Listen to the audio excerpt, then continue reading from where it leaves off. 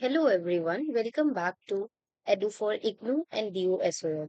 तो इस चैनल पर हम प्रोवाइड कराते हैं आपको इग्नू और डीयू के स्टूडेंट्स के लिए प्रीवियस ईयर क्वेश्चन पेपर के सॉल्यूशन को। और आज की वीडियो आप सभी के लिए बहुत ज्यादा इंपॉर्टेंट होने वाली है बिकॉज डीयू के सब्जेक्ट 20th सेंचुरी नॉवल जो कि सेमेस्टर फिफ्थ के स्टूडेंट्स के लिए है, बीए ऑनर्स इंग्लिश और बीए प्रोग्राम, उनके इम्पोर्टेंट क्वेश्चंस को देखने जा रहे हैं। और ये सिलेक्टेड क्वेश्चंस ऐसे हैं जिनको अगर आपने कर लिया और अगर ये वीडियो आपने पूरी देख ली तो इसके अलावा कुछ और पढ़ने की जरूरत ही नहीं पड़ेगी आपको। इसी से आपका पूरा एग्जाम आ जाएगा और पूरे एग्जाम में ऐसा कोई क्वेश्चन नहीं होगा जिसका सोल्यूशन आपको नहीं पता होगा। तो इस वजह से ये वीडियो बहुत इंपॉर्टेंट हो जाती है। आपको ये वीडियो लास्ट तक जरूर देखना है, एक भी चीज मिस आउट नहीं करनी है। और कोई चीज ऐसी जो समझ में ना आए तो आपको कमेंट सेक्शन में जरूर लिखना है, सो दैट कि मैं ट्राई करूँ नेक्स्ट वीडियो में उसको कवर करने की। ठीक है, तो चलिए बिना किसी देरी के आज की वीडियो को शुरू करते हैं। तो उससे पहले ना मैं आप सभी को एक छोटी छोटी सी टिप्स देना चाहूंगी, क्योंकि देखिए आपके पास जितने भी सब्जेक्ट्स हैं उन सभी के जितने भी ऑथर्स होते हैं, राइटर्स होते हैं, ठीक है, जो भी समरी होती है वो सभी आप सभी के लिए आपको पता ही होगा, खासकर इंग्लिश के सब्जेक्ट के लिए बहुत इंपॉर्टेंट होता है। तो हम क्या करेंगे कि सबसे पहले जो हमारे राइटर्स हैं और जो हमारे चैप्टर्स हैं उनकी समरी और राइटर्स के बारे में देख लेंगे। फिर उसके बाद we will move to the very important questions, ठीक है, जो एग्जाम में आते हैं। ठीक है, और ये क्वेश्चंस ऐसे हैं जिनको प्रोफेसर्स भी सजेस्ट करते हैं कि ये क्वेश्चंस ही इंपॉर्टेंट है जो आते हैं। ठीक है, तो सबसे पहले हम जोसेफ के बारे में देख लेते हैं। जोसेफ कॉनरेड की बात करें तो इनका बर्थ जो है 3 दिसंबर 1857 में हुआ था, पोलैंड में। ठीक है, उसके बारे में आप जरूर बता दीजिएगा। और आप बता सकते हैं कि इन्होंने कोई फॉर्मल एजुकेशन नहीं ली थी, बट उनका जो मतलब दिल था, मतलब इच्छा कह लीजिए आप, वो उनका कहना था कि वो जाएंगे, set heart on going to a sea, मतलब वो सी पे काम करेंगे, सी में जाएंगे, भले ही उनकी फैमिली उनको मना करती थी। ठीक है, और इसी वजह से वो बहुत ज्यादा ट्रैवल करने लगे थे। तो इस वजह से क्या हुआ था, 1886 में वो ब्रिटिश सिटीजन भी बन गए थे। ठीक है, और उनके वर्क्स की बात करें तो उन्होंने 31 बुक्स लिखी हैं और बहुत ही लार्ज नंबर में लेटर्स लिखे हैं उन्होंने। ठीक है, और उनके इम्पोर्टेंट नॉवेल्स की बात करें तो the nigger of the Narcissus, ये बहुत इंपॉर्टेंट नॉवल है। लॉर्ड एम, और जो हम इसमें देखने जा रहे हैं, हमारा जो नॉवल है हार्ट ऑफ डार्कनेस, ये भी जोसेफ कॉनरेड का बहुत इंपॉर्टेंट वर्क है। ठीक है, तो अब इस नॉवल के बारे में देख लेते हैं, ये नॉवल आखिर है क्या। तो देखिए heart of darkness, I will suggest you कि आप इन वीडियोस को देखने से पहले अगर एक छोटा सा समरी भी देखकर या पढ़कर आएंगे ना, तो आपको ये सारे क्वेश्चंस और सारी चीजें इजीली समझ में आ जाएंगी। ठीक है, तो हार्ट ऑफ डार्कनेस की बात करें तो ये बेसिकली एक नॉवेला है जो इसके द्वारा लिखी गई है, ठीक है, जोसेफ कॉर्नेट के थ्रू। और इसमें क्या दिखाया गया है कि एक जो हमारा कैरेक्टर है चार्ल्स मार्लो, वो अपनी जर्नी के बारे में बताता है कि वो कैसे अफ्रीकन कॉन्गो में गया था और उसको कर्ट्स मिला, और उसकी कैसे आइवरी ट्रेड ट्रेड कर रहे थे वो लोग। ठीक है, उसके बारे में इसमें पूरा स्टोरी बताया गया है। और जो चार्ल्स मार्लो होता है वो उसके जितने भी लिसनर्स होते हैं, वो मतलब सभी लिसनर्स को ना अपने वोयज के बारे में बता रहा होता है कि कैसे उसको एक स्टीम जो स्पेक्टर होता है उसकी तरह एक काम मिला था उसको, और उसी काम का वो जर्नी पूरा एक्सप्लेन करता है जितने भी लिसनर्स होता है उनको। ठीक है, और ये जो स्टोरी है वो एक्सप्लोर करती है थीम्स लाइक जैसे कि करप्ट करना, पावर ऑफ इंपीरियलिज्म, ठीक है, clash between civilization and savagery, ठीक है, एंड मोरल जितनी भी एम्बिग्यूटी होती है, ऐसे थीम्स को इसमें डिस्कस किया गया है। ठीक है, और कॉनरेड जो है यहाँ पे सिंबॉलिक इमेजरी का भी यूज करते हैं इस वर्क में। ठीक है, और ये क्रिटिक है जो यूरोपियन कॉलोनियलिज्म है, उस इस वर्क को बेसिकली यूरोपियन कॉलोनियलिज्म को लेकर खासकर अफ्रीका के बिहाफ पे एक तरीके के क्रिटिक की तरह पढ़ा जाता है हार्ट ऑफ डार्कनेस को। ठीक है, और इसका इम्पैक्ट जो है बहुत ही अनचेक तरीके से हुआ है। ये नॉवल जो है एक तरीके से प्रोफाउंड कमेंट्री देखा जाता है on, not only on human darkness but also in moral decay की। ठीक है, तो जैसे कि इसके नाम से पता चल रहा है ना, हार्ट ऑफ डार्कनेस, तो ना केवल एक ऐसा कॉन्टिनेंट की यहाँ पे बात होती है कि जो छुपा हुआ है या बहुत ही डार्कनेस से भरा पड़ा है, साथ ही साथ जो कर्ट्स होता है हमारा, उसकी भी आप देखेंगे इनर सेल्फ में किस तरीके से डार्कनेस होता है, उसको भी इसमें पूरी स्टोरी में एक्सप्लोर किया गया है। ठीक है, तो ये हमारा हार्ट ऑफ डार्कनेस है। नेक्स्ट हमारा देख लेते हैं हम डेविड हर्बर्ट लॉरेंस के बारे में, डीएच लॉरेंस के बारे में। इनका बर्थ और पूरे टाइम लाइफ स्पेन की बात करें तो 1885 से लेके 1930 तक हुआ है। ये भी एक इंग्लिश नॉवेलिस्ट थे, एसेइस्ट थे, ठीक है। और इनका अपब्रिंगिंग की अगर बात करें तो एक बहुत ही इन्फ्लुएंस हुआ है उनका जितने भी जो सन्स एंड लवर्स है, वो वाला जब आप पूरा पढ़ेंगे ना तो इसमें जो डीएच लॉरेंस है उनके लाइफ के बारे में, उनकी अपब्रिंगिंग कैसे हुई है, उसके बारे में भी आपको पता चलेगा। ठीक है। और उनकी राइटिंग जो है वो ऑफन एक्सप्लोर करती है ह्यूमन के रिलेशनशिप को, सेक्सुअलिटी को, क्लास को, पर्सनल फ्रीडम को। जिस तरीके से जो डीएच लॉरेंस है उनका अपब्रिंगिंग एक वर्किंग क्लास फैमिली में हुआ है, वैसे ही सन्स एंड लवर्स में भी ये आप देखेंगे कि किस तरीके से एक पूरी फैमिली होती है, उसमें वर्किंग क्लास होता है। ठीक है। तो इस तरीके से, ठीक है। और डीएच लॉरेंस के मेजर वर्क की बात करें तो द रेनबो हो गया, वुमेन इन लव हो गया, एटसेट्रा। ठीक है। यहाँ पे टी लगा दीजिएगा। ठीक है। डिस्पाइस कंट्रोवर्सीज आप देखेंगे कि जो डीएच लॉरेंस के जितने भी वर्क्स होते थे ना, उसमें बहुत सारी कंट्रोवर्सीज आपको देखने को पढ़ने को मिल जाएगी। उसके बावजूद उनको आज के टाइम पे बहुत ही ज्यादा सिग्निफिकेंट लिटरेरी फिगर माना जाता है, खासकर इन 20th सेंचुरी में। ठीक है। उनको ट्यूबरक्लोसिस हो गया था, जिसकी जिसकी वजह से उनकी डेथ हो गई थी 1930 में। ठीक है। सन्स एंड लवर्स की बात करें तो ये जो है एक ये ऐसी स्टोरी बताता है जिसमें जो हमारा पॉल मॉरेल होता है, एक यंग मैन होता है जो एक तरीके से फंस जाता है in between in devotion to his mother and his romantic relationship. Because of her mother, वो जितने भी उसके रोमांटिक रिलेशनशिप होते हैं उसमें वो अच्छा नहीं कर पाता है, उसको रोमांटिक रिलेशनशिप नहीं मिल पाता है। तो एक बार वो कह भी देता है, as long as you will live I will not have any kind of this much relationship, ऐसा बोलता है। बिकॉज यहाँ पे जो उसकी मदर होती है, ठीक है, गर्टिट्यूड मॉरल, वो क्या होती है कि वो एक अपने सन से, पॉल मॉरल से बेसिकली खाकर मतलब जो प्यार अपनी माँ को अपने बेटे से होना चाहिए, उससे बढ़कर कहीं एज अ लवर वो अपने बेटे के साथ वो लव ढूंढती थी। तो दैट्स वाई कि दूसरा रोमांटिक रिलेशनशिप बनाने जब पॉल मॉरल जाता था तो वो उसमें भी अपनी माँ की क्वालिटीज ढूंढने लग जाता था। तो ये रीजन था। ठीक है। तो इसमें आप देखेंगे कि मैंने आपको बोला यहाँ पे वर्किंग क्लास के ऊपर पूरा ये सेट है, ये पूरी नॉवल। ठीक है। और इस प्लेस का आप जरूर नाम याद रख लेना। ठीक है। इंग्लैंड में है ये, और ये एक्सप्लोर करता है थीम ऑफ लव को, कि कैसे फेमिलियल बॉन्ड किसी को इमोशनली कॉन्फ्लिक्ट के बीच में डाल सकता है। और ये नॉवल जो है रिफ्लेक्ट करता है लॉरेंस के खुद के लाइफ को भी, जो एग्जामिन करते हैं कि कैसे जो इंडस्ट्रियलाइजेशन था उसने किस तरीके से ह्यूमन के रिलेशनशिप को भी इफेक्ट किया और खत्म किया। पॉल का जो यहाँ पे इंटेंशन है बॉन्ड, कि कैसे उसकी मदर ने उसके बीच में टेंशन क्रिएट किया कि उसके जितने भी रिलेशनशिप्स होंगे अदर वुमेन्स के साथ एक तरीके से टेंशन की तरह बने, और वहां पे वो अच्छे से नहीं प्ले कर पाया। ठीक है। तो यहाँ पे जो लॉरेंस है वो एक रिच डिस्क्रिप्शन को यूज करते हैं जिसमें वो नेचर और साइकोलॉजिकल इंसाइट्स को बताते हैं। ठीक है। और डिपिक्ट करते हैं कि कैसे जो कैरेक्टर्स होते हैं वो स्ट्रगल करते हैं अपने खुद की आइडेंटिटी के लिए, क्लास के लिए, और कहीं ना कहीं खुद की पर्सनल ग्रोथ के लिए। ये आप जब आप क्वेश्चंस पढ़ेंगे ना तब आपको ये धीरे धीरे और भी अच्छे से समझ में आएंगे। ठीक है। तो ये लाइंस ऐसी हैं जिनको अगर आपको डिस्क्राइब करना ही करना है अपने एग्जाम्स में, इसी से आपका आंसर कंप्लीट मिलेगा, बनेगा। हम इन चैप्टर से जितने भी आंसर्स देखेंगे ना, हर आंसर के पहले, चाहे वो क्वेश्चन कुछ भी हो, आपको ये दोनों चीजें लिखनी ही लिखनी है, बिल्कुल भी मिस आउट नहीं करना है। ठीक है। तभी आपके आंसर को कंप्लीट माना जाएगा। और कंक्लूजन की बात रही तो वो हम क्वेश्चन के साथ साथ एक एक करके देखेंगे। ठीक है। तो नेक्स्ट हम देख लेते हैं वर्जीनिया वुल्फ के बारे में। वर्जीनिया वुल्फ एक ब्रिटिश राइटर थी, one of the most influential modernist author थी 20th सेंचुरी में। उनकी जन्म की बात करें तो लंदन में हुआ था। वो एक पार्ट थी ब्लॉसम मेरी ग्रुप की। ये बेसिकली ना एक मतलब एक कलेक्टिव इंटेलेक्चुअल्स और आर्टिस्ट जो थे ना उनका ग्रुप था, उसी की पार्ट ये भी थी। ठीक है। उनके बेस्ट वर्क की बात करें तो जो mister Mrs novel sorry Mrs Dalloway है, उस नॉवल के लिए सबसे ज्यादा जानी जाती हैं। ठीक है। और खासकर और भी दूसरे वर्क है जैसे कि द लाइट हाउस हो गया, और लैंडो हो गया, इनके लिए भी ये जानी जाती हैं। और इनको बेसिकली एक नैरेटिव टेक्निक के लिए ज्यादा, इनको बेसिकली इस इनसे पहले तो इस थीम को, इस टेक्निक को और भी लोगों ने यूज किया, बट एज अ वुमेन हम वर्जीनिया वुल्फ को ज्यादा क्रेडिट देते हैं इसके लिए, जो कि है stream of consciousness. Stream of consciousness basically क्या होता है कि जब आप ना, मतलब चीजों के बारे में आप मतलब ज़्यादा नहीं सोचते हैं कि लिखना क्या है।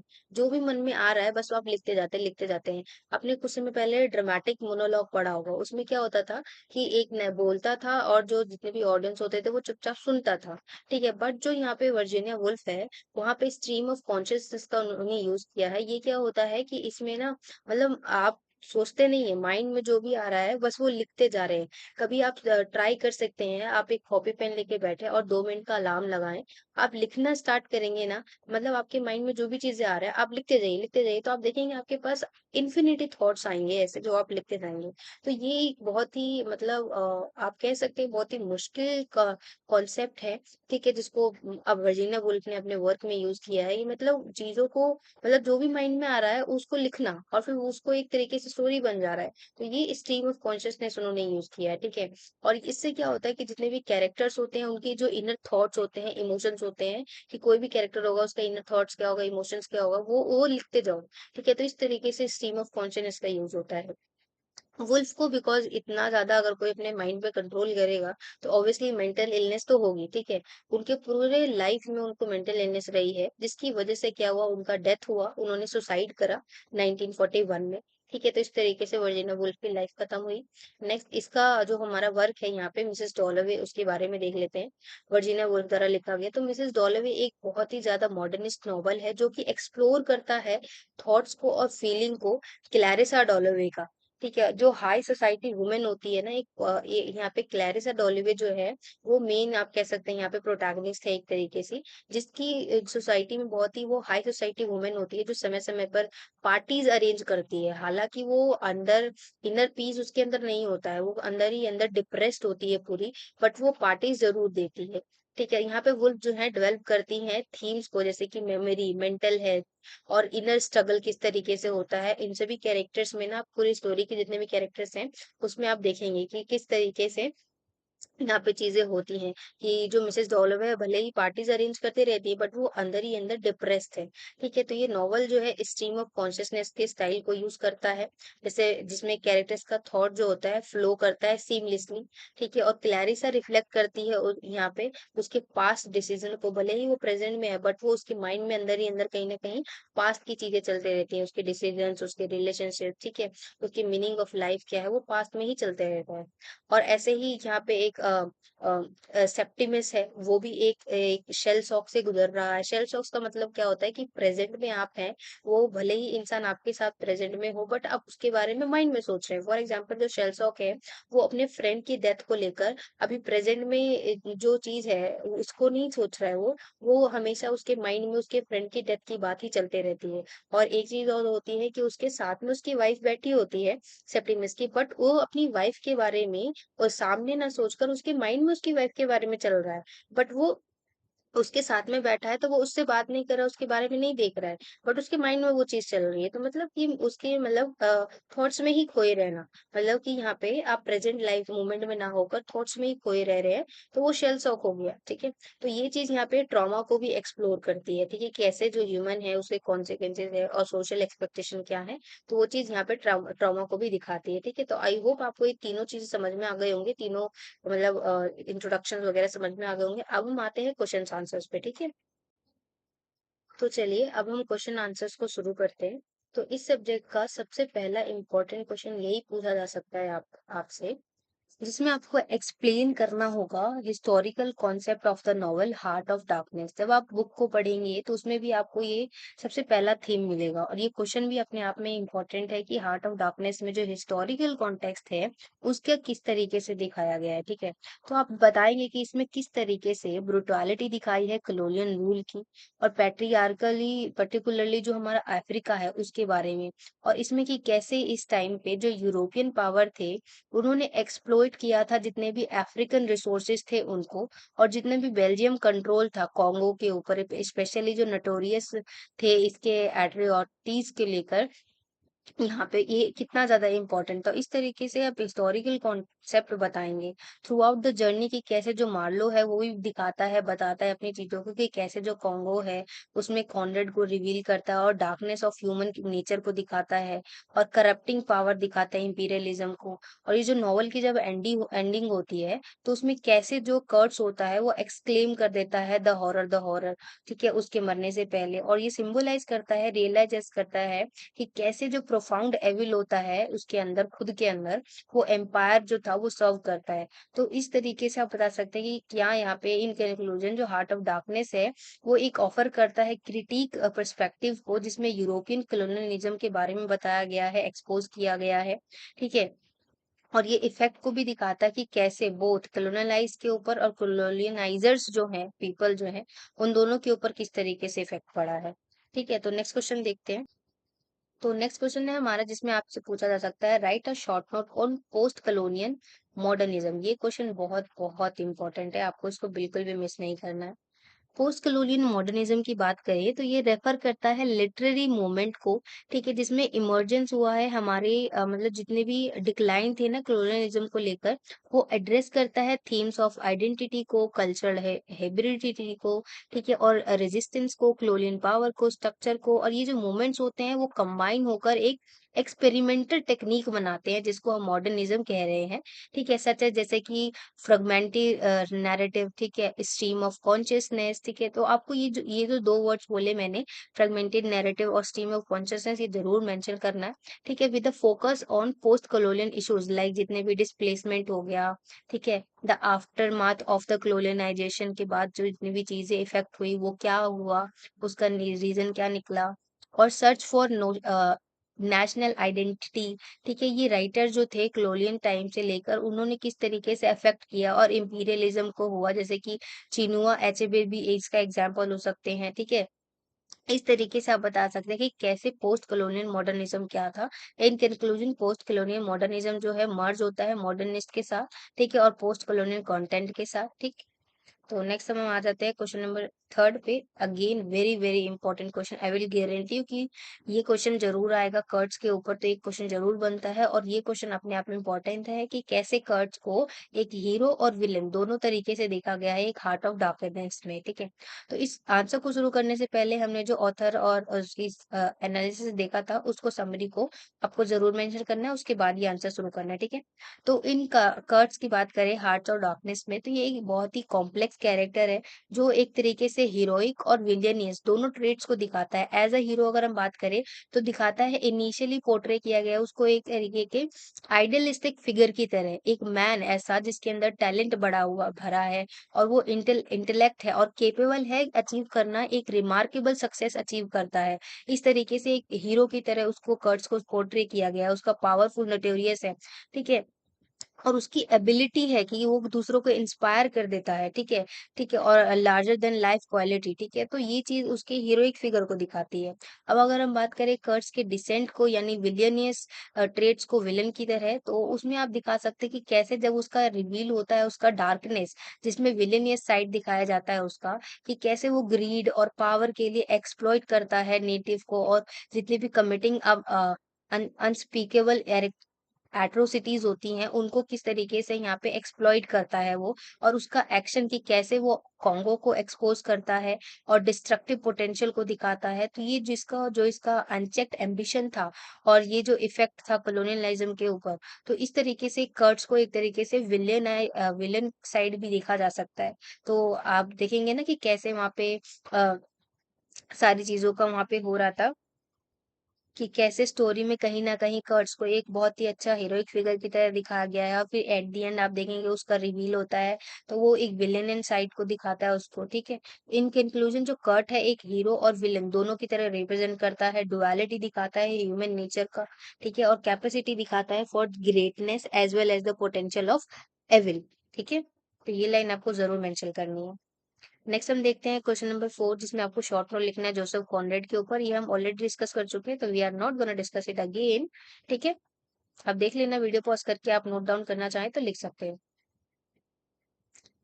ये क्वेश्चन भी अपने आप में बहुत बहुत इंपॉर्टेंट है। Oedipus concept in Sons and Lovers. तो डीएच लॉरेंस का जो सन्स एंड लवर्स है उसे में ओडिपस कॉन्सेप्ट जो है बहुत इंपॉर्टेंट है। एक तरीके से फ्लूइड कॉन्सेप्ट है इसमें, जो एक्सप्लोर करता है रिलेशनशिप को कि कैसे जो पॉल मॉरल है और जो उसकी मदर है गर्टिट्यूड मॉरल, उसके बीच का जो रिलेशनशिप है वो एक तरीके से ओडिपस कॉन्सेप्ट को दिखाता है। तो ओडिपस कॉम्प्लेक्स जो है बेसिकली यहाँ पे एक रेफर करता है चाइल्ड के अनकॉन्शियस डिजायर को, कि कैसे ऑपोजिट सेक्स जो पेरेंट होते हैं और जो रिवेलरी होते हैं द सेम सेक्स पेरेंट। ठीक है, तो in the novel Paul's deeply emotional bond किसके साथ है, उसकी मदर के साथ होता है। ठीक है, और जो उसको लीड करता है उसके खुद की इनएबिलिटी को लेकर, कि कैसे वो खुद की फुलफिलमेंट नहीं कर पाता है रोमांटिक रिलेशनशिप्स को, ठीक है, विद अदर वुमेन, कि बिकॉज ऑफ उसकी मदर जो होती है एक मॉम से बढ़कर एज अ लवर वो पॉल मॉरल को मतलब वो देखती थी। तो उसकी वजह से क्या होता था, जो पॉल मॉलर होता था वो दूसरी वुमेन्स को भी अपनी मदर की तरह देखता था, और इस वजह से वो एक सक्सेसफुल रिलेशनशिप नहीं बना पाता था। तो आफ्टर डेथ वो अपनी मदर के बहुत ही ज्यादा इमोशनली आप कह सकते हैं डिस्ट्रॉय हो जाता है, और वो फिर एक तरीके से फर्ज करता है अपनी खुद की आइडेंटिटी और पाथ बनाने के लिए। ठीक है, और यहाँ पे आप प्रूफ भी दे सकते हैं कि कैसे कमिट करता है ईदर मिरियम, और जो क्लारा होती है पॉल की जो गर्लफ्रेंड्स होती है वो, कि किस तरीके से वो फुल्ली कमिटमेंट होता है बट वो नहीं कर पाता है जस्ट बिकॉज ऑफ गर्टिट्यूड पोजेसिवनेस, की बहुत ही ज्यादा ये पोजेसिव होती है। ठीक है, उसकी मदर जो होती है, तो इस वजह से साइकोलॉजिकल कॉन्फ्लिक्ट दिखता है बिटवीन मदर एंड सन। ठीक है, तो इन कंक्लूजन ये ओडिपस कॉम्प्लेक्स जो है यहाँ पे एक सेंट्रल टू द डेवलपमेंट है पॉल के कैरेक्टर के अंदर। ठीक है, तो यहाँ पे ओटिपस कॉम्प्लेक्स को डिस्कस करना था। ठीक है, तो आप यहाँ पे ठीक कर लेना। नेक्स्ट हम देखते हैं क्वेश्चन नंबर 6। अगेन आप लिख सकते हैं right a short note on the concept of alienation. Alienation भी बहुत इंपॉर्टेंट है, ये इसके ऊपर भी क्वेश्चन आ जाता है। देखिए, मैं अगेन आपको बताऊंगी किसी भी आंसर को लिखने से पहले ऑथर के बारे में थोड़ा सा इंट्रोडक्शन और लास्ट में कंक्लूजन जरूर लिखना, तभी ये आंसर्स कंप्लीट होंगे आपके। ठीक है, और ये क्वेश्चंस ऐसे हैं, बहुत ज्यादा सिलेक्टेड हैं, जो अपने आप में बहुत इंपॉर्टेंट है, तो आपको इन सभी क्वेश्चन को जरूर करना है। एलिनेशन की बात करें तो ये रेफर करता है फीलिंग ऑफ डिसकनेक्शन को। ठीक है, एस्ट्रेंजमेंट हो फॉर वंस सेल्फ अदर्स, दूसरे की सोसाइटी के लिए। ठीक है, ये कॉन्सेप्ट जो है बेसिकली वाइडली डिस्कस कर किया गया है सोशियोलॉजिकल साइकोलॉजिकल और जो लिटरेचर है उसमें।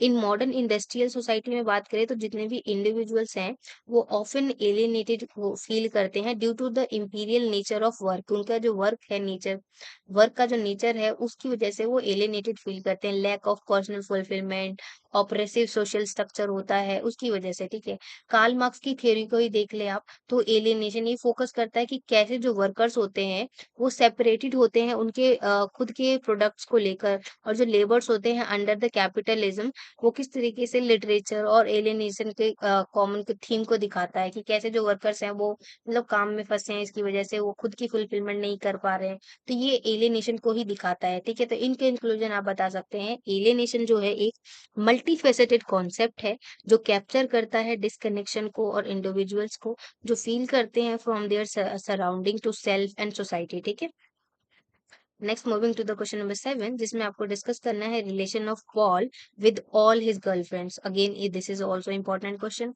तो देखिए, सन एंड लवर में आप देखेंगे पॉल मैरल का जो रिलेशनशिप है वुमेन्स के साथ खासकर, तो यहाँ पे आपको ये चीज मेंशन करना है कि जो हमारा पॉल है उसकी मतलब रिलेशनशिप की जब बात आती है तो वो खासकर सबसे ज्यादा अपनी मदर से इन्फ्लुएंस था, जिसकी वजह से जितनी भी अदर्स वुमेन थी उसको भी वो वैसे ही देखता था। तो उसकी वजह से उसका अदर्स जितने भी रिलेशनशिप थे जैसे कि मिरियम और क्लारा के साथ वो इफेक्ट होते हैं। ठीक है, तो उसके रिलेशनशिप विद मिरियम, मिरियम की बात करें तो इंटेलेक्चुअल था और स्पिरिचुअल था, बट ये रिसेंट होता है उसकी इमोशनल डिमांड्स की वजह से, बिकॉज जो पॉल मॉरल होता है उसकी इमोशनल डिमांड्स कुछ और ही होते हैं। डिस्पाइट देयर बॉन्ड, जो पॉल था वो कैन नॉट मतलब फुल्ली कमिट नहीं हो पा रहा था उसके ऊपर, बिकॉज ऑफ उसकी जो मदर थी वो उसको डिसअप्रूव कर रही थी इस वजह से। ठीक है, अब हम क्लैरा की बात करें तो यहाँ पे ज्यादा फिजिकल था वो और पैशनेट था, बट यहाँ पे lack of depth and ultimately unsatisfying, मतलब फिजिकली ज्यादा क्लैरा से अटैच था बट उसके बावजूद just because of her mother's affection वो फिर से डीपली और मतलब अनसेटिस्फाइड था उसके साथ। ठीक है, तो बोथ रिलेशनशिप का बता सकते हैं कि कैरेक्टराइज करता है कि कैसे जो पॉल है उसकी जो इनएबिलिटी है वो डिटैच करता है वो अपने आप को इस इन एबिलिटी की वजह से कि अपने आप को वो डिटैच कर लेता है अपने मदर से, और फिर जिसकी वजह से उसके अंदर एक इमोशनल कॉन्फ्लिक्ट जो है वो डेवलप हो जाता है। तो इन कंक्लूजन आप लास्ट में देखेंगे भी वो कहता है ना कि as long as you will live I will not find relationship और समथिंग, ठीक है, ऐसा कुछ बोलता है वो। ठीक है, तो यहाँ पे पॉल रिलेशनशिप जो है यहाँ पे मार्क करता है कि कैसे उसका इनर जो स्ट्रगल है बिटवीन लव और जो उसकी मदर है, वो एक तरीके से इंडिपेंडेंस बन जाता है। जब तक उसकी मदर का लव उसके साथ रहता है तो वो नहीं, एक तरीके से डिपेंडेंट हो जाता है। तो आफ्टर हर मदर्स डेथ वो एक्सप्लोर करता है अपने खुद के इमोशनल लाइफ को, अपना खुद का पाथ खुद बनाता है और डिस्कनेक्ट होता है सारी चीजों से, जितने भी फेमिलियल बॉन्ड होते हैं उसको वो खत्म करता है और अपने लिए एक पाथ बनाता है। तो यहाँ पे इस तरीके से आप पॉल के उसके गर्लफ्रेंड के साथ जितने भी रिलेशनशिप्स थे उसको एक्सप्लोर कर सकते हैं, बता सकते हैं। तो नेक्स्ट क्वेश्चन पे आते हैं। अब इसमें आपको बताना है कि कैसे जो सोसाइटी है उसका क्या रोल है as a son and mother, कि सन्स एंड मदर में जो रिलेशनशिप था सन और मदर के बीच में, उसमें सोसाइटी का क्या रोल प्ले था। तो आप बता सकते हैं कि यहाँ पे सोसाइटी जो है बहुत ही सिग्निफिकेंट रोल निभाती है। जस्ट बिकॉज ऑफ सोसाइटी, ये जो रिलेशनशिप था पॉल और उसके मदर का, गर्टिट्यूड मॉरल का, यहाँ पे एक वर्किंग क्लास एनवायरमेंट था और वो एक ऐसे क्रिएटिव बॉन्ड में लिखते थे जो म्यूचुअल डिपेंडेंसी था। बिकॉज जो ग्रेटिट्यूड मॉरल थी, जो उसका हस्बैंड था वो बहुत ज्यादा मतलब ड्रंक आदमी था, मतलब पी लेता था बहुत ज्यादा, ठीक है, और घर में मतलब मार तोड़ करता था। और जस्ट बिकॉज ऑफ कि जो लव उसको ग्रेटिट्यूड मॉरल को, जो पॉल की मदर थी उसको उसके हस्बैंड से मिलना चाहिए था, तो वो उसको उसके हस्बैंड से नहीं मिला था। तो इस वजह से वो चीज कहीं ना कहीं ग्रेटिट्यूड मॉरल अपने बच्चों में देखती थी। खासकर पहले विलियम की डेथ हुई तो उसके बाद पॉल जो है वो सेंटर ऑफ अफेक्शन बन गया और पॉल में वो सारी चीजें एज अ लवर वो देखने लगी थी। तो इस वजह से क्या हुआ, एक सोसाइटी का भी तो रोल प्ले हुआ ना कि उसको प्रॉपर लव नहीं मिला तो वो अपने बेटे के ऐसा देखने लग गई। ठीक है, तो इस तरीके से आप देख सकते हैं कि कैसे सोसाइटल एक्सपेक्टेशन जो है मदरहुड को लेकर वो कंबाइन किया गया है लिमिटेड अपॉर्चुनिटीज के साथ फॉर वुमेन लाइक ग्रेटिट्यूड, जो स्ट्रेंथन करते हैं उनके कंट्रोल को ओवर पॉल। ठीक है, एडिशनली जो सोसाइटल नॉर्म्स थे वो डिकेट करते हैं दैट जो पॉल है as the son must fulfil his mother's emotional needs, which मतलब इमोशनल नीड्स को फिल करना चाहिए पॉल मॉरल को ऐसा, which prevents him from forming healthy romantic relationship. ठीक है, सो इन कंक्लूजन जो सोसाइटी है वो इन्फ्लुएंस करती है एक सेंट्रल चीज को जो साइकोलॉजिकल और इमोशनल डायनेमिक्स को दिखाता है between Paul and his mother. Next आते हैं क्वेश्चन नंबर 9 पे। तो देखिए नेक्स्ट क्वेश्चन है ये, again very very very important question, जो हम ऑलरेडी डिस्कस कर भी चुके हैं कि कैसे जो मिसेस डॉलेवे होती है और जो सेप्टिमस होता है, सेप्टिमस वॉरेनस पे, तो वो कैसे अपने मतलब जो उनका प्रेजेंट थॉट है उस पे ना ध्यान देकर वो अपने जो उनका पास्ट के जितने भी थॉट्स हैं वो उस पे ध्यान देते हैं। ठीक है, वॉरेन्स पे both pay attention to their thoughts instead of present life, कि मतलब प्रेजेंट की लाइफ जो है उस पे ध्यान ना देकर वो उनके थॉट्स पे ध्यान दे रहे हो। वो थॉट्स क्या है, वो पास्ट के थॉट्स है। ठीक है, इसको आपको एक्सप्लेन करना है। फॉर एग्जाम्पल आप बता सकते हैं कि कैसे क्लैरिसा डॉलोवे जो होती है, भले ही वो पार्टी पे पार्टी देती है बट वो इंटरनली अंदर ही अंदर डिप्रेस्ड होती है, किस तरीके से अपने वो पुरानी चीजों को याद करते रहती है। ठीक है, और ऐसे ही वॉरेन स्मिथ जो होता है वो इनकरेक्टली मतलब डायरेक्टली मतलब इंट्रोस्पेक्टिवली कैसे एक ऐसा कैरेक्टर है जो फोकस करता है अपने इनर थॉट्स को लेकर rather than the present moment. जैसे मैंने आपको वाइफ वाला एग्जांपल दिया था, राइट? ऐसे ही तो पर्टिकुलरली उसके जो रिलेशनशिप है वो प्लान करते हैं पार्टी और ये सारी चीजें। वो क्लैरिसा जो होती है वो पार्टीज तो देते रहती है बट उसकी चॉइसेस जो है ये सारी चीजें वो पार्टी करती है, बट कंस्टेंटली वो ऑब्जर्व होती है अपने मेमोरी के अंदर और मेमोरी में वो सोचते रहती है अपने पास्ट के बारे में। ठीक है, सिमिलरली जो सेप्टिमस है वो एक वॉर वेटरन होता है जो सफर करता है फ्रॉम द पीटीएसडी या फिर आप शेल शॉक भी कह सकते हैं। ठीक है, जिसमें वो अपने फ्रेंड के मृत्यु के बारे में सोचते रहता है बार बार। ठीक है, और अनेबल होता है टू एंगेज विद जो एक्सटर्नल जो वर्ल्ड है उसमें एंगेज कर पाने में अनेबल हो जाता है। तो उसके थॉट जो होते हैं डेथ को लेकर, गिल्ट डोमिनेंट को लेकर, वो एक्सटेंसिव होते हैं। तो इन कंक्लूजन आप बता सकते हैं कि यस, दोनों कैरेक्टर्स जो है वो डिस्कनेक्टेड होते हैं फ्रॉम द प्रेजेंट लाइफ, और हाईलाइट करता है ये वुल्फ के एक्सप्लोरेशन को, स्ट्रीम ऑफ कॉन्शियसनेस को और कॉम्प्लेक्सिटीज ऑफ मेंटल लाइफ। ठीक है, नेक्स्ट क्वेश्चन नंबर 11 पे आते हैं। जिसमें आपको बताना है in terms of form and content how is modern literature different from the Victorian literature. ये आप बता सकते हैं कि कैसे, आप एग्जांपल दे दीजिएगा कि कैसे मॉडर्न और विक्टोरियन का बता दीजिएगा। तो विक्टोरियन एग्जांपल बात करें तो यहाँ पे it is emphasise structure plots clear not, यहाँ पे ये लाइन आपको जरूर लिखना है कि जो हमारा सॉरी जो हमारे 19th सेंचुरी के जो नॉवल थे modern literature difference from Victorian literature, जब हम विक्टोरियन लिटरेचर की बात करते हैं तो विक्टोरियन लिटरेचर क्या थे 19th सेंचुरी में, तो और इफ ज्यादातर ये क्या प्लॉट्स और उनके क्लियर नैरेटिव्स होते थे, ठीक है, और कैरेक्टर डेवलपमेंट पे फोकस करते थे। जैसे कि आप ग्रेट एक्सपेक्टेशन हमने पढ़ा होगा, आपने जेन आयरे पढ़ा है, तो उसमें आपने देखा किस तरीके से चीजें एक तरीके से स्ट्रक्चर में डेवलपमेंट हुई। और दूसरी ओर जब हम मॉडर्न लिटरेचर की बात होते हैं करते हैं तो ये 20th सेंचुरी में था, ठीक है।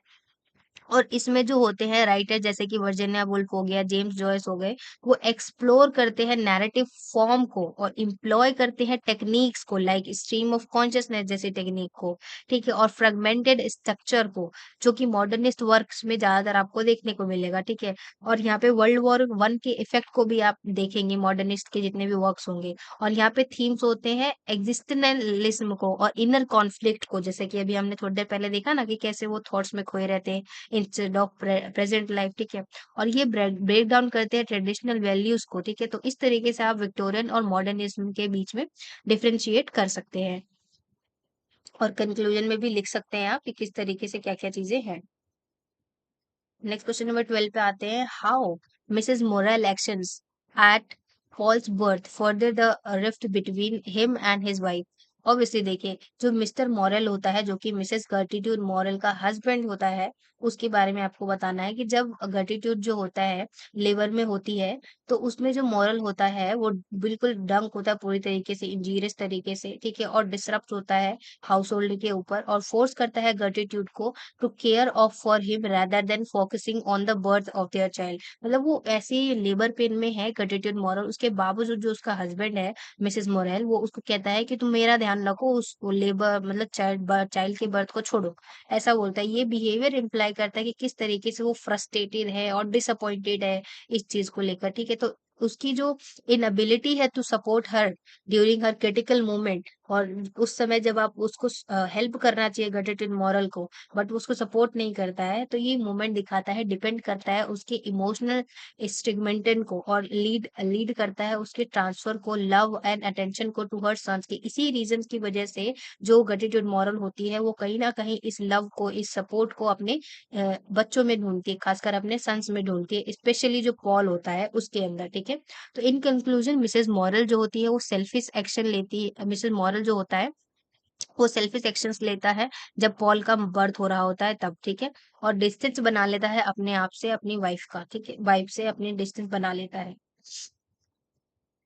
Next moving to the question number 13, again it is very important question, जिसमें आपको बताना है कि कैसे जो कोल माइंस होते हैं do not simply give an employment, but साथ ही साथ जो माइनर्स होते हैं उनकी जो लाइफ होता है उसको भी गवर्न कर लेता है, जस्ट बिकॉज ऑफ कि जो मिसेस मोरेल होता है जो अपनी वाइफ के साथ नहीं देता है, वो ऐसे ही तो काम कर रहा होता है ना, माइंड में ही काम कर रहा होता है, जिसकी वजह से भले ही उसको एम्प्लॉयमेंट मिलता है, बट बिकॉज ऑफ माइंड में काम करने की वजह से भले ही वो अपने जो कोवर्कर्स होते हैं उन पे इन्फ्लुएंस बहुत ज्यादा था उसका, बट वो क्योंकि बहुत ज्यादा ड्रंक होता था, तो उसकी वजह से उसमें उसकी पूरी लाइफ जो है वो एक तरीके से माइंड्स में ही गवर्न हो चुकी थी, ठीक है। तो आप बता सकते हैं कि कैसे माइनर जो इंक्लूड होते हैं, जैसे कि वॉल्टर मॉरल था, वो वर्क करता है अंडर बिल्कुल ही बहुत ही गंदी हार्श कंडीशन में काम करता है, जिसकी वजह से उसका फिजिकल और जो इमोशनल होता है वो एक तरीके से इफेक्ट हो जाती है सारी चीजें, और उसकी वजह से रिलेशनशिप भी उसका और जो पर्सनल वेलबींग होता है वो भी बिल्कुल तरीके से खराब हो चुका होता है। तो इस तरीके से आप बता सकते हैं एग्जाम्पल देते हुए कि कैसे लाइवलीहुड के साथ साथ जो सोसाइटल स्टेटस होता है उसको भी इफेक्ट करते हुए जो खुद का वेलबींग होता है उसको भी ये माइनर्स में काम करने वाले लोगों का, कोल माइंस में जितने भी काम करते थे उनको इफेक्ट करता था, ठीक है। तो इन कंक्लूजन को कोल माइंस है वो कंट्रोल करता था उन माइनर्स की जितनी भी एग्जिस्टेंस है, उनका जितना भी आइडेंटिटी है, रिलेशनशिप किस तरीके से होगा, वो हाईलाइट किस तरीके से क्या होगा, डिह्यूमनाइज करता है उनके इफेक्ट्स को, इंडस्ट्रियल लेबर्स को। तो इस तरीके से ये चीज यहाँ पे इम्पैक्ट होती है, तो आप बता सकते हैं। नेक्स्ट क्वेश्चन पे आते हैं, question number 14, again this is important, जिसमें आपको बताना है कि क्या जो मिसेस मोरेल है वो भी कहीं ना कहीं रिस्पॉन्सिबल था, कि क्योंकि जितने भी उसके बेटे थे वो सभी अपने उसके फिदा सॉरी उसके फादर से हेट करते थे, बिकॉज ऑफ मोरल भी ऑब्वियसली था। बिकॉज जो मिसेस मोरेल था, अगर वो कहीं ना कहीं अपनी वाइफ के साथ सपोर्ट करता, उसको लव करता, तो बच्चे भी वैसा देखते और सीखते। ठीक है, तो उनके लिए उसके प्रति लव बढ़ता। बट जब उन्होंने देखा ऐसा उसके फादर को अपनी मदर के साथ करते हुए, तो ऑब्वियसली जो सभी बच्चे थे उन्होंने अपने पापा से, अपने फादर से हेट करना शुरू कर दिया। तो कहीं ना कहीं मिसेस मोरेल भी इम्पोर्टेंट था उसके चीज के लिए। ठीक है, क्वेश्चन नंबर 15 की बात करें, इसमें मिसेस मोरेल्स का एक्सपेक्टेशन क्या था उसके सन को लेकर, ये आपको बताना है। और यहाँ पे मैं एक चीज करेक्ट करना चाहूंगी कि यहाँ पे मिसेस मोरेल का भी बिकॉज रिस्पॉन्सिबल था, बिकॉज जो यहाँ पे मतलब जो हस्बैंड और वाइफ थे, उन दोनों का ही कहीं न कहीं रोल प्ले था, जिसकी वजह से जो उनके बच्चे थे, वो अपने फादर से हेट करने लग गए थे, ठीक है? बिकॉज़ जो मिसेज़ मोरेल की अगर बात करें, तो वो ऑफ़न अपने जितने भी फ्रस्ट्रेशन है, थीम है, वो अपने सन्स के साथ शेयर करती थी और नेगेटिव दिखाती थी उनके फादर को, तभी तो वो हेट करने लगे थे, ठीक है? अगर वो चीज़ को पॉज़िटिव तरीके से दिखाती, तो ये फैक्टर्स इन्फ्लेक्ट नहीं करते और जो बेटे होते हैं, वो अपने फादर से लव करते। तो कहीं न कहीं मिसेज़ मोरेल और मिस्टर मोरेल जो है दोनों रिस्पॉन्सिबल हैं। नेक्स्ट आते हैं क्वेश्चन नंबर 15 पे। अगेन ये वही है, हम बहुत डिस्कस कर चुके हैं, इसको मैं डिस्कस नहीं कर रही हूँ, आप बस पढ़ लेना, ठीक है? आपको समझ में आ जाएगा। नेक्स्ट क्वेश्चन नंबर 16 में आते हैं। मैंने आपको बोला था ना, ये वाली लाइन बहुत इंपॉर्टेंट है। And I never shall meet a right woman while you alive. मतलब जब तक आप जिंदा हो, मैं एक सही वुमन से नहीं मिल पाऊंगा, ऐसा पॉल बोलता है इस स्टेटमेंट को मिरियम और क्लेरा के बिहाफ पे। तो देखिए, इसमें आप बता सकते हैं कि कैसे जो उसकी मदर होती है पॉल की, वो कहीं ना कहीं उसको लिए पोजेसिव बहुत ज्यादा होती है और सभी को डिसअप्रूव कर देती है, जिसकी वजह से उसको जो होता है, पॉल जो होता है, उसको एक तरीके से, भले ही जो पॉल था उसका मिरियम के साथ बहुत ही इंटेलेक्चुअल और स्पिरिचुअल बॉन्ड था, बट वो उसको डिसअप्रूव कर देती है उसकी मदर, उसकी वजह से वो हट जाता है। और फिर कहीं ना कहीं जो क्लेरा होती है, उसमें फिजिकली पैशनेट था, बट उसके बाद रिमेन अनफुलफिलमेंट हो जाता है, बिकॉज उसको उसमें अपनी मदर की तरह चीजें नहीं दिखती हैं। तो कहीं ना कहीं उसकी मदर का ये रिस्पॉन्सिबल थी, कहीं ना कहीं, कि वो सही कहता है पॉल की जब तक आप ज़िंदा हो, मैं सही वुमन से नहीं मिल पाऊँगा, ऐसी वाली लाइन। ठीक है? तो ये चीज़ आपको मेंशन कर देना है कि कैसे just because of her mother उसको ऐसी सारी चीज़ें नहीं हो पाई थी, ठीक है? क्वेश्चन नंबर 17 पे आते हैं। Discuss the significance of the use of symbolism in Virginia Woolf Mrs Dalloway. Again ये इम्पोर्टेंट है, ठीक है? आप देखेंगे डॉलेवी से कितने सारे क्वेश्चन है, तो ये इम्पोर्टेंट है। और सन्स एंड नेवर्स भी बहुत इंपॉर्टेंट है। मतलब ये सभी तीन ही तो यूनिट्स है, तीनों इंपॉर्टेंट है, ठीक है? तीनों इक्वल इक्वल ही आएंगे आपके एग्जाम में होपफुली। ठीक है, तो आपको ये सभी क्वेश्चन करके ही जाना है, ठीक है? One prominent symbol is Big Ben. आप बता सकते हैं बिग बैन सिंबल यहाँ पे यूज होता है। आई होप आप सभी को बिग बैन सिंबल पता ही होगा क्या होता है। ठीक है, और इसमें जैसे किस तरीके से टाइम को यूज किया गया है, अनरिलेटेड मार्च को दिखाया गया है टुवर्ड्स डेथ को लेकर। ठीक है, और जो क्लॉक पंक्चुएशन होते हैं क्लैरिसा के डे को लेकर रिमाइंड करते हैं उसके लाइफ को, फ्लीटिंग नेचर्स को मिसेस डॉलिवर में किस तरीके से प्रेजेंट में ना रहकर थॉट्स में खोई रहती है। ठीक है, और यहाँ पे जो यूज है वाटर का, particularly in the context of Septimus का जब डेथ होता है, तो ये सिंबलाइज करता है बोथ क्लिनजिंग और जो अल्टीमेटली स्केप होता है फ्रॉम द सफरिंग, वो चीज दिखाता है यहाँ पे वाटर। तो इस तरीके से सिंबोलिज्म का उन्होंने यूज किया है वुल्फ ने, वर्जीनिया वुल्फ ने, तो आप बता सकते हैं। नेक्स्ट ये क्वेश्चन भी बहुत इंपॉर्टेंट है। No novel of Virginia Woolf is a saturated with the pain and the exertion of living, the obsession with death, the terror of loneliness, as Mrs Morel discuss. तो देखिए, Mrs Morel जो है वो deeply saturated with the theme of both pain और joy. जो जीने की, जिंदगी जीने का जो पेन होता है, जो जॉय होता है, वो दोनों के साथ ये डीपली सैचुरेटेड थी। ठीक है, तो वो आप यहाँ पे बता सकते हैं कि कैसे जो ओमनिस प्रेजेंट था डेथ का, और जो टेरर था ऑफ लोनलीनेस का, वो क्लैरिसा डॉलवे के अंदर दिखता है कहीं ना कहीं। भले ही वो पार्टीज देती है, बट वो अंदर ही अंदर कहीं ना कहीं अकेली है, लोनलीनेस फील करती है। और ऐसे ही जो सेप्टिमस है, वो कहीं ना कहीं प्रेजेंट में भले ही जी रहा हो, बट वो सिमिलरली अपने पास्ट में ही जीते रहता है। वॉरेन स्मिथ जो है, वो एक्सपीरियंस करता है ट्रॉमा को, और उसके इवेंचुअली क्या होता है, उसकी वजह से वो भी सुसाइड कर लेता है। जो इस ट्रॉमा की वजह से ही तो होता है, उसकी सुसाइड वो करता है। तो ये ऑब्सेशन जो था उसका मोर्टालिटी के साथ, लोनलीनेस के साथ, तो ये अकम्पनीज़ करता है मेंटल इलनेस को, ठीक है? तो इन कंक्लूजन आप बता सकते हैं मिसेस डॉलोवे एक प्रोफाउंड एक्सप्लोरेशन है both of the complexities of the life and the death, जो कैप्चर करता है इनर टर्मोइल को और ब्यूटी और एग्जिस्टेंस को, ठीक है? तो इस तरीके से यहाँ पे क्वेश्चंस कंप्लीट होते हैं। आई होप हमने जितने भी क्वेश्चंस देखे आपको समझ में आए होंगे। हमने टोटल 18 क्वेश्चन देखे हैं और जो सभी इंपॉर्टेंट है एग्जाम पॉइंट ऑफ व्यू से, ठीक है? आप एक भी क्वेश्चन मिस मत करिएगा और जगह-जगह चाहे तो वीडियो पॉज़ करके नोट डाउन कर सकते हैं। तो यहाँ तक ये वीडियो देखने के लिए thank you so much and don't forget to like, share and subscribe. Thank you.